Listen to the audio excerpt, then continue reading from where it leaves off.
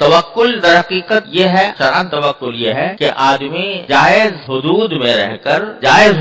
رہ کر مال کی کمائی کرے، لیکن ایک اجمال کے ساتھ کرے، جتنا بقدر ضرورت ہے اتنا کرے، اور باقی کے اوپر اللہ پر بھروسہ کرے۔ ناجائز کے کام کی طرف ہرگز نہ جائے یہ سوچ کر کہ بھائی اگر نہیں کروں گا تو بھوکا رہ جاؤں گا۔ اللہ پر یہاں بھروسہ کرنا ہے کہ گناہ کا کام گناہ کے ذریعے ناجائز طریقے سے، حرام طریقے سے حاصل نہیں کروں گا، چاہے بھوکا رہنا پڑے تو رہ جاؤں گا، لیکن حرام طریقے سے نہیں کروں گا۔ اور پھر اللہ پر بھروسہ رکھے کہ وہ ہمیشہ مجھے بھوکا نہیں رکھے گا، ہو سکتا ہے تھوڑے دنوں کی آزمائش آئے، لیکن پھر اللہ تبارک و تعالیٰ کی طرف سے فتح باب ہوتا ہے، دروازہ کھل جاتا ہے۔ ان اللہ والرزاق ذو القوۃ المتین کا مظاہرہ ہوتا ہے۔ بڑے لوگ جو ہے نا وہ تو جائز اسباب بھی اختیار کرنے کی طرف ان کا دھیان نہیں ہوتا، وہ تو جیسے نبی کریم صلی اللہ علیہ وسلم، لیکن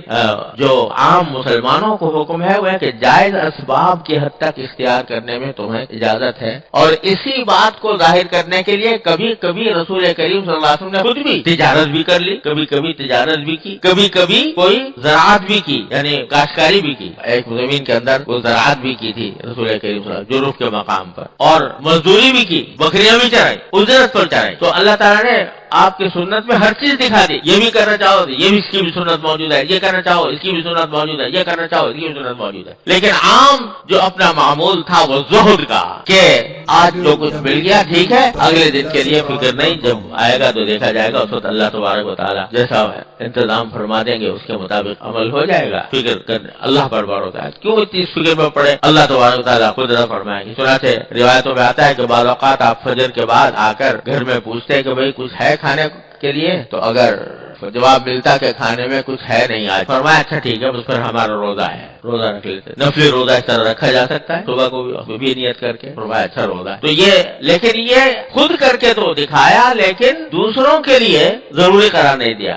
امت کے واسطے، امت کے عام مسلمانوں کے واسطے یہ ضروری قرار نہیں دیا، بلکہ فرمایا کہ جائز اور حلال طریقے سے فکر کر لو، جو جائز اور حلال طریقے سے مل جائے اس کو صبر و شکر کے ساتھ، اس کو قناعت کے ساتھ اس کو استعمال کرو، اور ناجائز کی طرف مت جاؤ۔ اگر کبھی ایسا موقع ہے کہ حلال اور حرام میں